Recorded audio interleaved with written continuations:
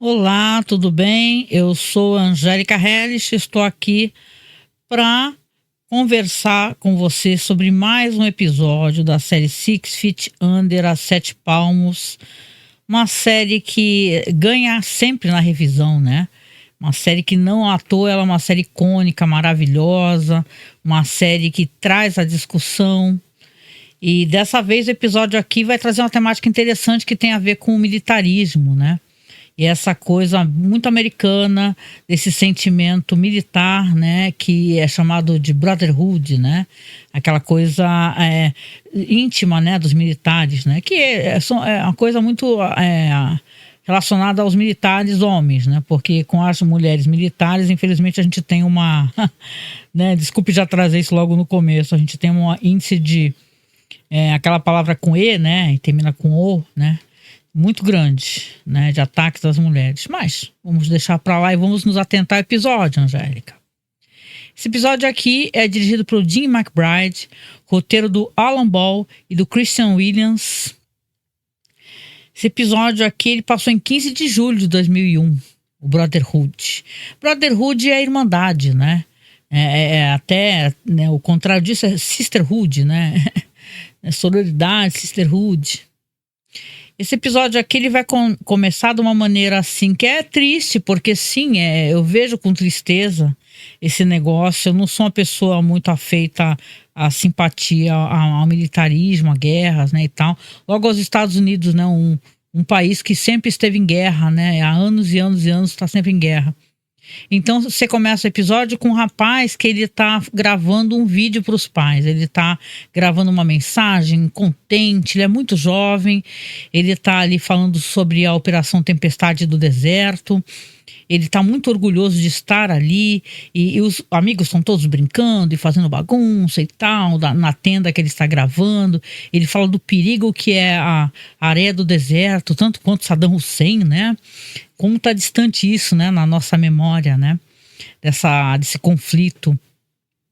E ele fica ali, os caras brincando e tal, e aí a cena vai se abrindo, né? E aí você vê que é alguém assistindo numa televisão esse vídeo gravado. E nesse vídeo gravado tem um homem deitado numa cama, né?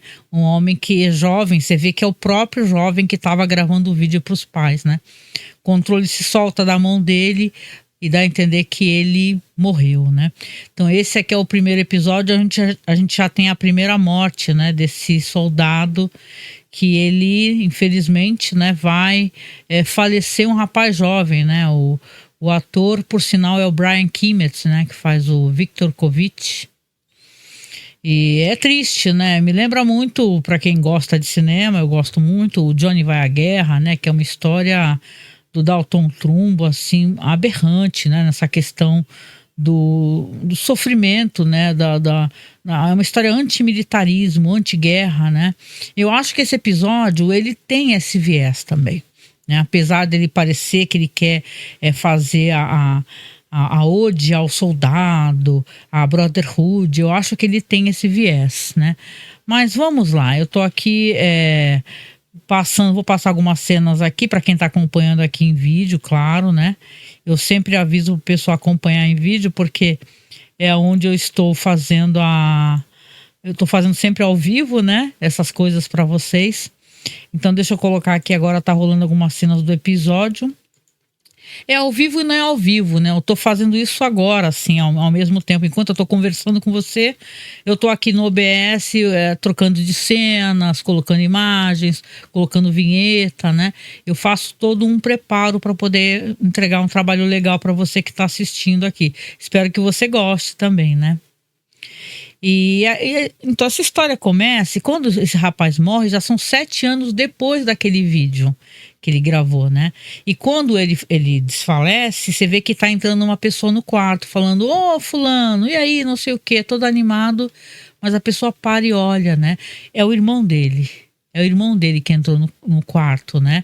E é muito triste, porque se você bota em comparação a aparência que ele tá nesse vídeo, brincando, conversando na tenda, alegre, mencionando o sargento e tal, e você vê que é um rapaz deitado, descabelado, com o rosto inchado, meio esburacado, a mandíbula dele tá frouxa. É uma pessoa totalmente diferente. O olhar é um olhar vítreo, né? E, poxa, onde é que tá, né? Essa esperança, essa camaradagem, esse propósito? Parece toda uma fantasia, né? E é uma distância que até pra gente que é espectador é triste, né? A gente também não suporta ver essa alteração tão forte. Então, quando entra o irmão do Vitor, né, e conversando com ele, vê que infelizmente ele já faleceu, aí é claro, você vai ter aquele fade, né, que mostra aquela tela em branco com o nome dele, Vitor Kovic, nascido em 1971 e falecido em 2001. Aqui a gente vai ter também, a gente vai, né, sempre começa o episódio do mesmo jeito, com uma pessoa que faleceu. E aqui a gente vai ter, claro, a família Fischer, né? A funerária Fischer, né?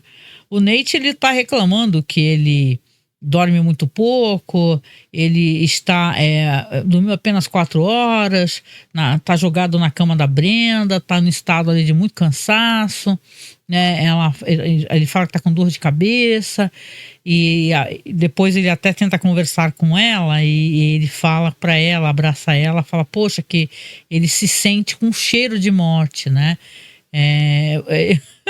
A Brenda fala uma coisa interessante, engraçada, porque ela é engraçada. Ela fala: olha, você cheira bem, a sua vida que fede. E você reclama o tempo todo. Isso é realmente chato. Ela é muito sincera com ele, né? E fala pra ele assim: olha, né, você tá sendo um chato de galocha, né? E ela acha que ele precisa encontrar uma outra forma de aliviar esse estresse da vida dele, que ela não seja o único foco desse estresse. Então é um ótimo conselho, né? Porque a gente não pode colocar todas as nossas esperanças e focos em importância, e tranquilidade e paz e amor em uma pessoa só, né? É uma carga muito, muito grande, né? O Nate até deixa escapar um meu Deus, eu te amo pra ela, e ela não responde, e ele fica ali muito constrangido porque ele não esperava talvez soltar isso, e ela também não esperava escutar, né? De qualquer maneira, o Nate não parece esse tipo de pessoa, né, que deixa escapar. Acho que ele já tá pensando nisso por algum tempo, né? Então ela tá ali boca aberta olhando pra ele, poxa, ele tentando ser legal com ela, e aquele momento acaba passando, né? Isso já aconteceu com você que tá escutando? Você falar um eu te amo e a pessoa não responder? Acho que isso é uma das coisas mais constrangedoras, né, que a gente pode passar. A gente falar para a pessoa, eu te amo, e a pessoa não responder, ou a pessoa mudar de assunto. A gente já automaticamente interpreta que a pessoa não gosta da gente, né? Eu já passei por isso, viu? É muito complicado e pode acontecer em qualquer idade, sabe? Você externar, né, o seu amor e o seu afeto, e a pessoa não quer falar a mesma coisa, né? Será que é porque ela não corresponde? Ou é só uma maneira de se autoproteger, né? Como são complicadas as relações humanas.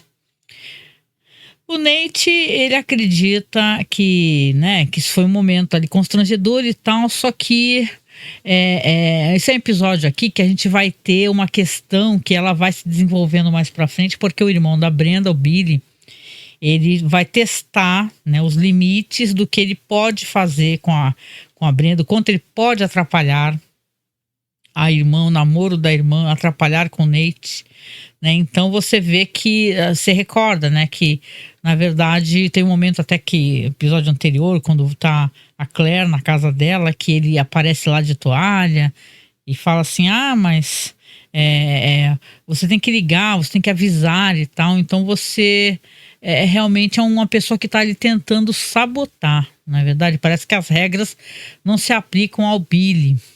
Então aqui no caso você vê que o Billy está tentando, né, isso é o primeiro movimento dele, ele dá a entender que os dois combinam, né? O Nate fala pra Brenda, pô, vamos passar o final de semana num lugar, só nós dois, vai ser ótimo pra gente poder relaxar juntos, né? Vai ser excelente e tal. E pelo jeito, né, ele tá bem ativo querendo fazer isso, porque ele fala até pro irmão, pro David, que fica furioso. O Rico também fica bravo, porque ele vai ser obrigado a fazer... vai ter que cumprir mais horário devido a isso. Então o Billy, ele manda uma cesta, né? Ele manda uma cesta para Brenda, que ele fala que é para Brenda e pro Nate, e ela chega lá e tem várias coisas legais, assim, coisas que né, pelo jeito tem relação com questão assim meio de erótico e tal, comer ostras, chocolates assim assado, tem até uns dildos, né? Então a cena é bem engraçada, inclusive, né? De qualquer maneira, você vê que, poxa, né? O irmão tá tentando ali a gente pensa que ele tá tentando pedir perdão, que as coisas vão mais adiante, mas na verdade as coisas não estão nada bem, né? Vai ter também aqui uma continuação, que é a história do irmão, né? Porque o irmão... É isso que é o mote do episódio, né? Esse cara, ele faleceu, estava no hospital já há muitos anos internado. O irmão dele, que é o Polkovich, ele vai lá na funerária do Fish and Sons para tentar fazer ali né, providenciar o que ele quer, na verdade, fazer uma cremação. Ele fala que ele não quer fazer absolutamente nada, ele não quer enterro, ele não quer funeral, ele não quer nada, nada, nada.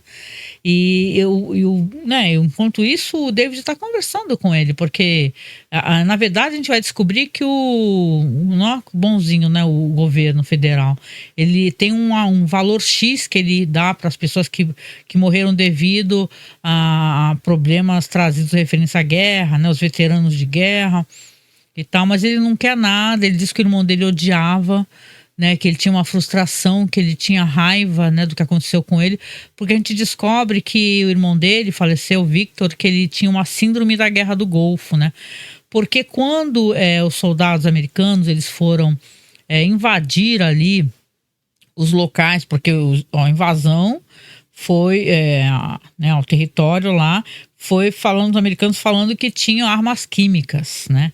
E aí com alguns soldados eles foram atingidos, né, devido a alguns componentes químicos que tinham lá nesses espaços. Não especificamente se eram armas químicas ou não, mas eles foram atingidos. E o Victor, esse irmão dele, ele definhou, ficou muito doente devido justamente a isso. Então, claro, o irmão dele viu esses anos todos, é o irmão mais jovem dele, né, do Paul, viu o irmão definhando, ele tem muito ódio, né? Ele fala assim, o Victor queria acreditar que o que ele fez no Golfo significava alguma coisa, que a vida dele não foi um desperdício. Então, de qualquer maneira, é uma história que vai ser sobre isso. É o irmão querendo fazer esse cabo de guerra, né? De você... não se importa, né? Fala assim, não quero, vai ser cremado, não vai ter nada, não vamos dar nada ao governo, porque o governo só fez o meu irmão sofrer. Mas é claro que essa história também tem outros, né? Tem outras perspectivas que não é bem assim, né?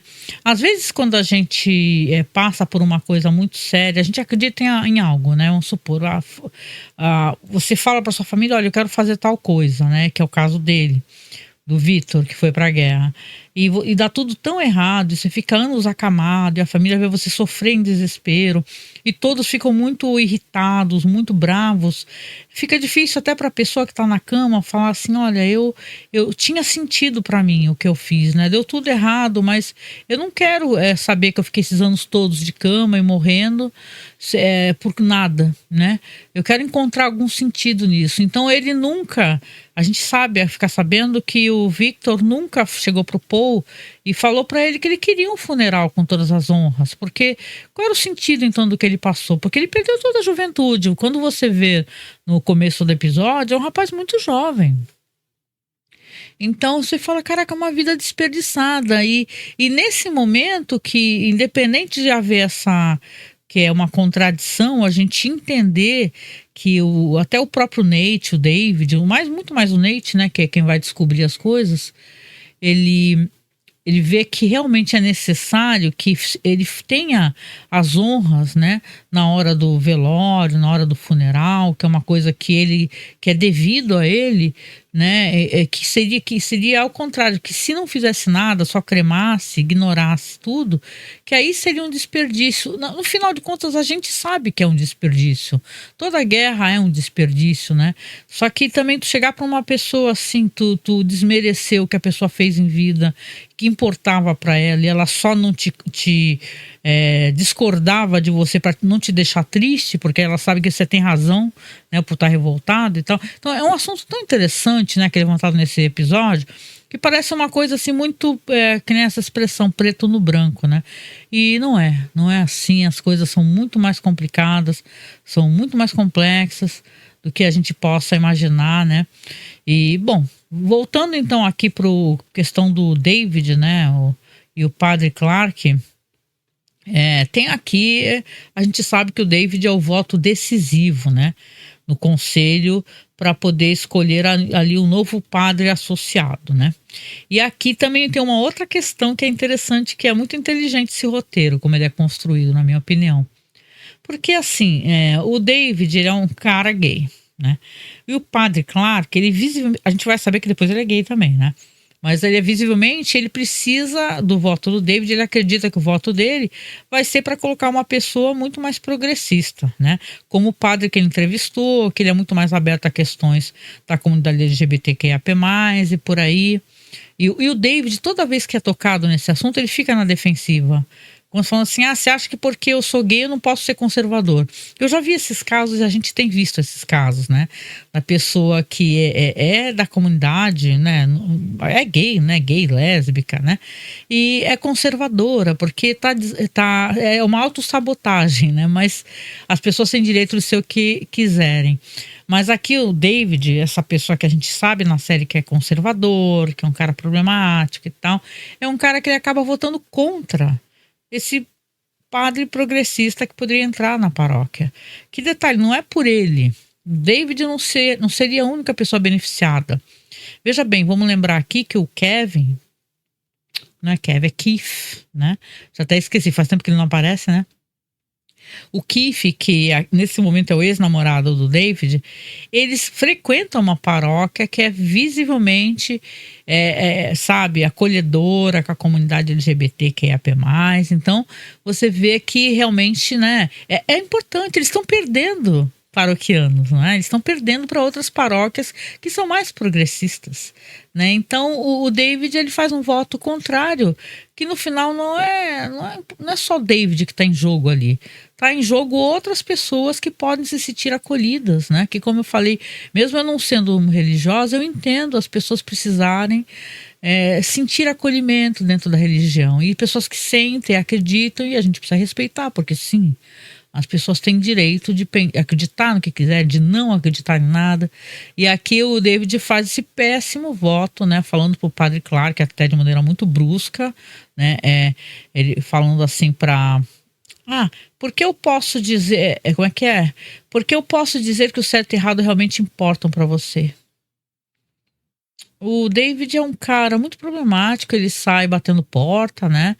E, claro, ele não tem razão nesse momento, mas o David é um personagem em construção, né? Quando eu penso nas entrevistas que o Alan Ball deu, e ele fala que ele é um pouco de cada personagem, principalmente da família, né? Que vários aspectos das personalidades de cada personagem faz parte, né? Porque nós somos tão complexos, né? A gente não é uma coisa ou outra, a gente demora muito para a gente poder se desconstruir, né? Tem gente que passa a vida inteira sem conseguir mudar a visão, mas está tentando mudar devagarinho, a gente erra achando que está acertando. Então o David é um personagem em construção, então eu acho que ele realmente ele vai ter tempo para poder refletir isso daí, tanto quanto ele vai ter tempo para entender que o namorado dele tinha razão, né? Que era muito frustrante, muito injusto ele nunca assumir o Keith, nunca. Para nada, para fazer nada junto, para nenhum evento junto, com a família, com ninguém. Então, cada passo que ele dá para ele são passos importantes, só que ele só faz isso quando muito provocado, né? Aqui também tem uma coisa que eu acho muito interessante, que deixa eu até trocar um pouquinho as cenas aqui para vocês, que eu gosto muito de colocar cenas de vários episódios, né? Deixa eu colocar aqui. Tem cenas muito bonitas que valem a pena, né? Aqui, ó, tem cenas aqui da primeira temporada, aliás, dos primeiros episódios, né? Porque estamos na primeira temporada. Então, tem uma coisa aqui que é uma das cenas engraçadas do episódio. Isso é muito divertido. Porque a Ruth, ela convida o amante dela, e pelo jeito agora namorado, né? Que é o Hiram, para ele jantar com a família, sendo que ele que vai ser o cara que vai cozinhar o jantar, né? E isso é tão bonito, né? Porque aí a Claire, dado o momento, ela vai aparecer, a mãe tá lá com ele, com o cara tá cozinhando. Ela até de manhã desabafou pro David, falou pro David e pro Nate, ele vai vir cozinhar aqui, ele é um cozinheiro muito importante e blá, blá, blá, e sabe, nos borbotões, do jeito que ela fala, entendeu? Meio assim, ai, não me torra a paciência, eu vou trazer meu namorado. E quando a Claire chega, ela tá toda linda. A Ruth tá de cabelo solto, ela tá maravilhosa, sorridente, maquiada. E tá o Hiram lá cozinhando. Então, quando a Claire olha, né? Porque isso é engraçado, né? Os filhos nunca querem imaginar os pais fazendo sexo. E a Claire, ela olha e imagina ali a Ruth se pegando, né? Com o Hiram, né? E é engraçado porque eles dois estão super pudicos ali, bonitinhos, conversando, sorrindo e tal. E aparecem assim, algumas coisas falando, assim, tem um momento que o David também, né? O David fala. O David tem uma visão, né? Do mesmo jeito como a Claire teve também dele se pegando, né? Porque vai ter o jantar, né? E aí o David imagina ali a Ruth, né? Fazendo carícias ali no Hiram. Então, é legal esse momento do jantar, porque a Ruth é um personagem acho que todos são maravilhosos, mas eu gosto muito que ela realmente parece que ela tá correndo atrás do tempo que ela perdeu, né? Entre aspas, né? Mas assim, o tempo que ela fala assim, eu quero fazer as coisas, eu vou me arriscar, eu vou conhecer gente, eu vou viver aventuras. E nesse momento, ó, você vê que a Ruth fala para eles, ela comenta, né? Porque ela tá agora trabalhando na floricultura do cara que era fornecedor para a funerária. E tal, ela fala assim, ó, estou trabalhando, consegui emprego. O Nate sempre é o primeiro, né, a cumprimentar, a ser gentil, falar, ai, que legal, né, e tal. Então você vê que as pessoas ficam todas ali, né, o Hiram fica surpreso e fala para ela assim, por que você não comentou nada disso comigo, né? E ele não está chateado nem nada, mas ele gostaria, pelo jeito, de que ela compartilhasse mais, né? Então é interessante, né? Um ambiente familiar, assim, de uma certa leveza, né? E a Ruth tem uma coisa que ela mostra que ela é ótima na floricultura, porque ela passou, ela mesma diz que ela passou décadas fazendo as pessoas se sentirem melhor nos momentos mais tristes das suas vidas. Então, ela é bem qualificada, assim, para resolver certos conflitos, né? Assim, relacionados a questão de escolhas, né? Tem uma hora que tem uma noiva lá que ela fala que ela quer tá tentando decidir qual tipo de flor que ela quer. Aí a Ruth até fala assim para as damas de companhia, uma flor que eu não lembro o nome, mas uma flor branca. Aí a noiva fala, mas eu não quero ninguém com flores brancas, só eu. Aí a Ruth fala assim, você seria legal se você tivesse um buquê super colorido, maravilhoso, e só as damas de companhia lá, as né, madrinhas, elas tivessem os seus buquês brancos, né? E a noiva adora, fala assim, nossa, que coisa maravilhosa e tal. Então ela é super, né? A Ruth dá ideias ótimas, ela tem um jeito muito gentil de se manifestar. E ela tá tão emocionada com tudo isso, porque ela vai pro fundo lá onde é o depósito, onde fica lá a floricultura do Nikolai, e vai chorar, né? Aquele cara que trabalha junto lá, que aliás é ótimo esse personagem. Ele fala, o Nikolai chega e pergunta, onde é que tá a Ruth? Tá lá atrás chorando. A Nikolai vai lá e fala com ela, o que que foi? Ela fala que tá muito feliz, né? Que tá com uma alegria avassaladora, que ela se retirou para poder chorar, para poder botar isso para fora. Aí ele pergunta assim, mas tu não vai fazer isso sempre, né? Ela começa a chorar e rir ao mesmo tempo. E, né, e tal, porque tem um momento que ele fala assim para ela, porque não vai ser só casamento, também vamos ter funerais. Então, é realmente engraçado, assim, esse episódio nesse sentido, tanto quanto ele também é triste, porque você vê que ali, né, no caso, questão do irmão, né, as pesquisas do Nate, porque o Nate realmente é uma pessoa que ele é alguém que fica trazendo, né, a curiosidade de questões assim, vamos supor, ele pesquisa, ele fica sabendo os desejos do Vitor, né? O cara que faleceu. Por quê? Porque ele vai no hospital de veteranos, né? Quando mandaram o corpo do Vitor, né? O cara do hospital, ele mandou com as medalhas grudadas com durex no peito. Grudadas com durex. Então, o Nate ficou na dúvida por que disso, né? Por que isso? Né? E foi lá conversar com o cara e aí sim que ele explicou, o cara lá do hospital de veteranos, que o Victor queria assim um funeral com as honras e tal, que ele sofreu muito ali, só que ele não tinha como bater de frente com o irmão dele. Então você vê, né, que bonito tudo isso e que triste também, não é? O quanto eles queriam, ele queria poder alterar, só que ele não tinha condições de chegar para o irmão dele e falar, olha, eu quero isso, entendeu? E você não vai poder me impedir, né? Até porque ele era muito grato, né? Uma situação quase impossible situation, né? Coitado do Vitor, né? Imagina você o que é, né, gente? Né? Eu me sinto muito condoída, assim, você tá numa cama e você saber que você é muito grato para quem tá te dando apoio, né? Mas você não querer bater de frente, não quer deixar aquela pessoa triste. Então você acaba acatando e aceitando coisas que na verdade você não quer aceitar, né? Então é triste tudo isso. Então o desfecho aqui do episódio, que é muito, muito, muito bonito, né? É isso, é o Nate conversando com o irmão do Vitor não quer, tá bravo, fala, pra onde que você levou o corpo, né? Porque eu mandei cremar o corpo. O que você tá fazendo? Porque eles acabam fazendo o funeral, chamando os amigos do Vitor. E ele chega lá, o irmão fica muito bravo, fala assim, não vou pagar por nada disso. Aí o David fala, se acalma, porque já tá pago. O governo já pagou o funeral.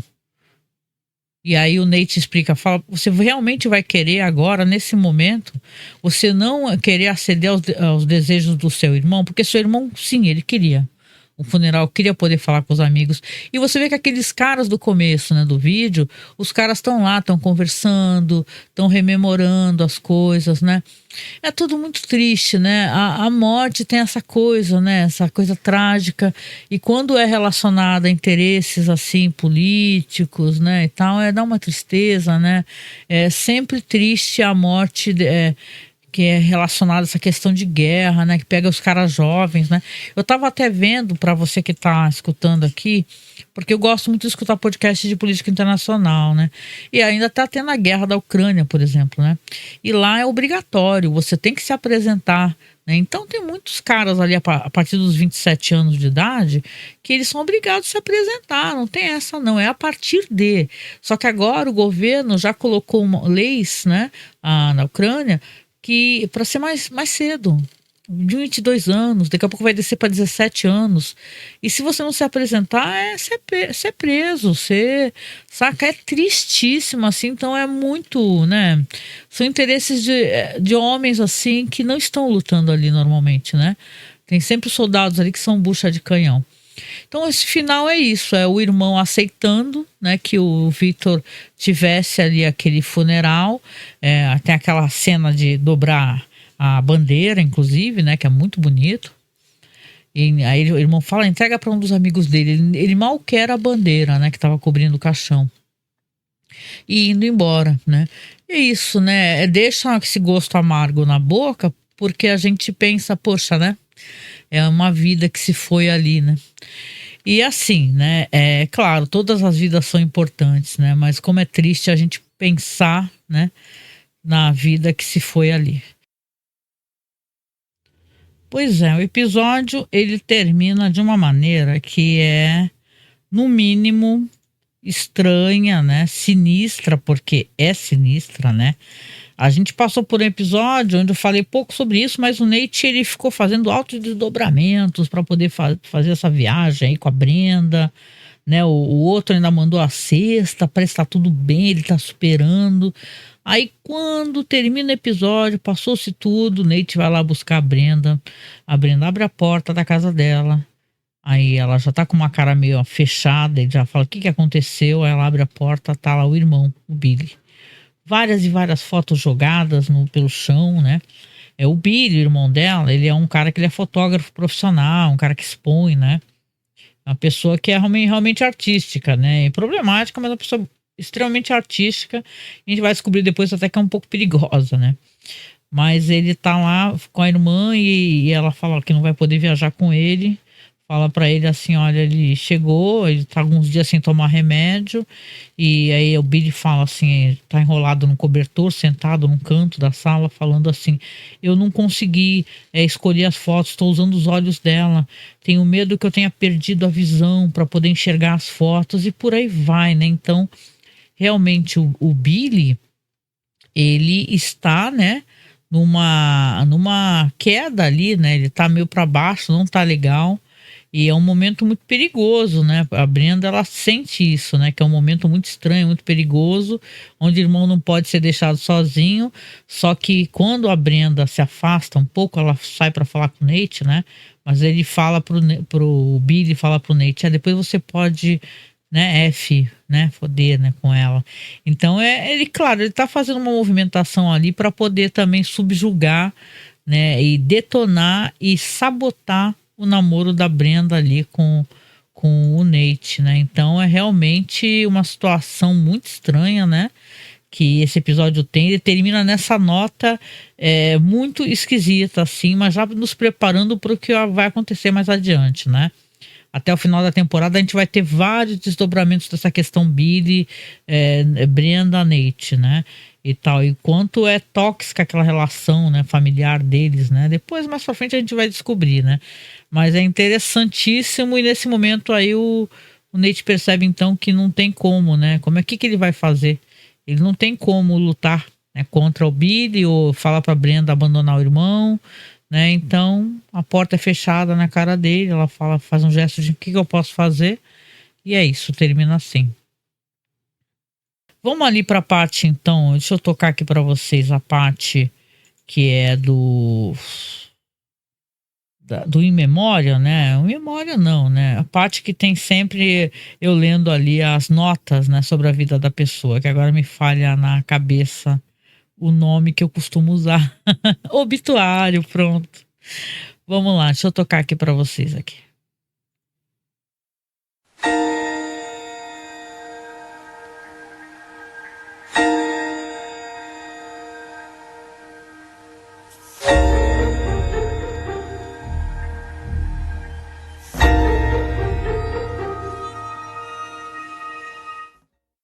É isso, então vamos aqui conhecer um pouco sobre o obituário do falecido. O Victor Yanukovych, ele nasceu em 16 de janeiro de 71 e morreu em 1º de abril de 2001. Olha só, a gente está em 6 de abril, hein? Então, ele está escrito aqui, faleceu no domingo após uma longa doença. Ele deixa o seu irmão Paul e o seu padrasto, Stanley Cutler. Os amigos são convidados para um serviço memorial realizado em sua homenagem na terça-feira, 3 de abril, na casa funerária Fisher Sons, das 23 às 14 horas, seguido do sepultamento no cemitério nacional. Ou seja, o corpo dele chegou a ser cremado, mas também foi sepultado, né? Porque o que eu lembre, houve cremação, né? Independente do que o Nate falasse ali. Então é um episódio que realmente deixa esse gosto amargo na boca. E se eu puder comentar e recomendar, já que afinal de contas sou de um podcast de cinema, e a gente tem programa, viu, sobre o Johnny Vai à Guerra, procure, tá? Eu deixo qualquer coisa, eu vou deixar linkado se eu lembrar, mas é só você assinar o nosso feed, tá? Pode ser, você assina, tem 2 feeds que você pode assinar de boa. É o Cineclube da Masmorra, tá? Procure em qualquer lugar, Spotify, Amazon Music ou Masmorra Cine. Você procura Johnny Vai à Guerra, um libelo pacifista, que nós gravamos com o Maurício Saldanha, com o Juca também, do Rapadura Cast, eu e Marcos e acho que Douglas, não lembro. E é um programa onde se fala sobre isso, né? A guerra e o absurdo e a crueldade, a desumanização, né? Que é a guerra. Então, é isso, né? Chegando aqui ao final de mais um programa. Primeiro, claro, eu quero muito agradecer a quem está nos acompanhando aqui, a quem está né, fazendo parte aqui, nos ajudando a aumentar o nosso público. Eu fiquei tão feliz por ver que o público está aumentando. Poxa, sério mesmo, eu estava dando uma olhada nas estatísticas na Amazon Music, no próprio Spotify. Eu tô tão feliz, tem gente que está acompanhando, sabe? Podcasts aos pouquinhos está sendo descoberto e eu fiquei contente pra caramba. Então, se você tá gostando, primeiro, obrigado por me permitir, né, que eu seja a porta-voz aqui de falar de episódios tão fabulosos que eu sequer tenho roupa para poder falar desses episódios incríveis, né? Eu falo com muito amor e tal, mas, né, quem sou eu, né? Então eu tento conversar um pouco das minhas impressões. Faço isso enquanto eu estou mexendo aqui no programa, no OBS, botando cenas, etc. Então espero que você esteja gostando do que eu estou fazendo. Sempre vai virar um podcast, né? Como o pessoal está descobrindo aí. Então você pode procurar nos aplicativos, é só você procurar pelo nome mesmo, né? Memento Mori, eu coloquei um nome nele, né? Esse Memento Mori, para quem conhece, sabe que Memento Mori significa lembre-se que você vai morrer. Né? E isso é uma lembrança que a gente tinha que ter diariamente. Isso não é uma coisa bad vibes, isso não é uma coisa, né, para baixo, não. Ao contrário, isso é vida, né? A gente lembrar que a gente não vai ficar aqui para sempre, talvez faça com que a gente lembre que a gente precisa fazer coisas, a gente precisa sair de casa, a gente precisa amar as pessoas que estão por perto, a gente precisa aproveitar a vida. Se não tiver ninguém para amar, não importa, ninguém é obrigado a estar apaixonado, mas assim, você aproveitar que você está aqui. A gente passou por uma pandemia terrível, onde eu sinceramente eu senti tristeza 24 horas por dia, adquiri quase sei lá, não uma depressão, mas uma ansiedade muito forte, né? Então eu sou muito grata por estar aqui. Eu sei que teve muitas perdas, muitos tiveram perdas. Então, falar sobre Six Feet Under, essa série linda, né, a Sete Palmos, é a gente recordar também que a gente está vivo, né? A gente, a partir das histórias, das vidas das pessoas, de relatos de morte das pessoas, a gente lembrar que a gente está aqui. A gente está aqui, ainda estou aqui. Você também está aí. Então, vamos aproveitar a nossa vida, tentar, nem que seja no meio das dificuldades, né, do dia a dia, a gente aproveitar, tirar um momento para a gente mesmo, nem que seja um momento nosso para nós, né, ou nosso com os outros, não importa, tá? Então é isso. Por isso que eu chamo o podcast de Memento Mori, né?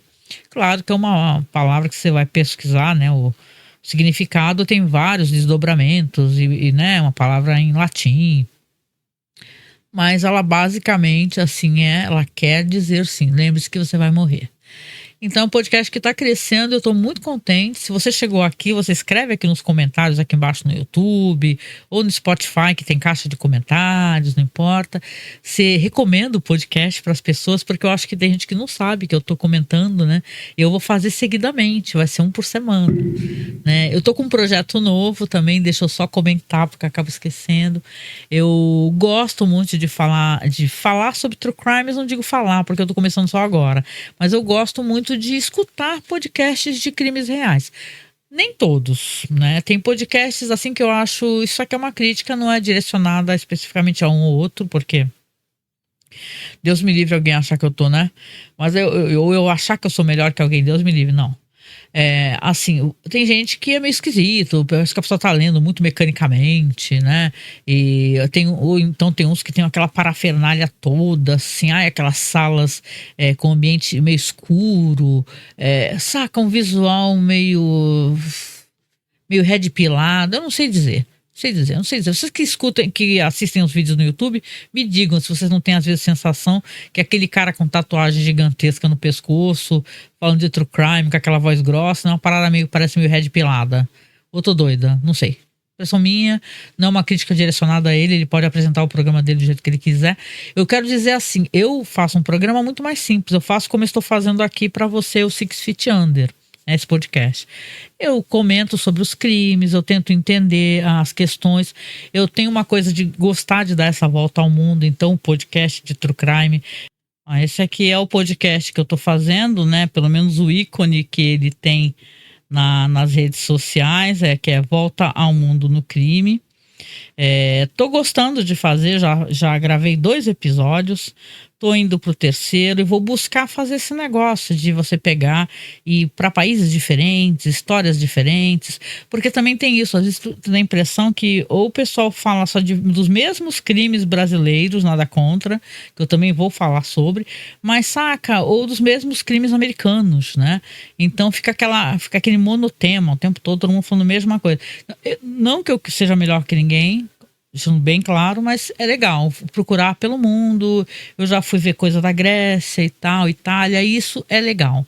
E sim, eu sei que tem podcasts maravilhosos que não à toa eu sou fã e curto os podcasts, mas tem a estética que eu entrego é de uma simplicidade gritante, como eu tô fazendo aqui com você com Six Feet Under. Então, por favor, se quiser, eu vou deixar embaixo aí, você dá em outro canal, não tá saindo aqui no Masmorra Cine. Eu quero tentar fazer um canal só para ele, como no Spotify também, tá? Já tá em Spotify, Amazon Music, então é um outro projeto paralelo, onde eu falo de True Crimes. Eu sou uma pessoa que eu tenho uma empatia natural, né? Então você pode ter certeza que eu não vou ficar fazendo aqueles trabalhos altamente descritivos e crudelíssimos, né? Que tem gente que tem a impressão que a pessoa tá adorando falar sobre aquilo lá. Aí cada parte do corpo que foi decepado, eu vou tentar fazer uma análise um pouco mais empática no sentido de né, respeitosa, né, com menos espetacularização, acho que essa que é a palavra, né? Então é isso, obrigada demais para você que veio até aqui, obrigada por demorei um pouquinho, mas você ficou aqui comigo, né? Me escutando, e eu fico muito grata por você fazer isso. Não deixe, tá, de compartilhar conosco aqui as suas impressões. O que você achou do programa, o que você achou do episódio. Por favor, se você puder, nos apoie, seu apoio é sempre importante mesmo. Eu estou fazendo vários projetos justamente porque eu estou tentando salvar o site, né? Porque o site continua mais para lá do que para cá. A gente não conseguiu arrumar todos os apoiadores no Apoia-se, né? Porque o Padrim fechou as portas. Aí a gente não conseguiu os apoios no Apoia-se. Então a gente está com muito medo de ter uma redução muito grande, sabe? É triste acontecer isso com uma plataforma de apoio, né, meu? Mas fazer o que acontece? Então, se você puder, apoia a gente no Apoia-se, o link tá logo abaixo aí, ou faz um pix pra gente, tá? É apoiomasmorra@gmail.com. Repetindo, nem Tupi, Rádio Tupi, apoiomasmorra@gmail.com. Então, um beijo pra você, um beijo no coração, e a gente se encontra no próximo podcast sobre Six Feet Under. Beijão, tchau, tchau.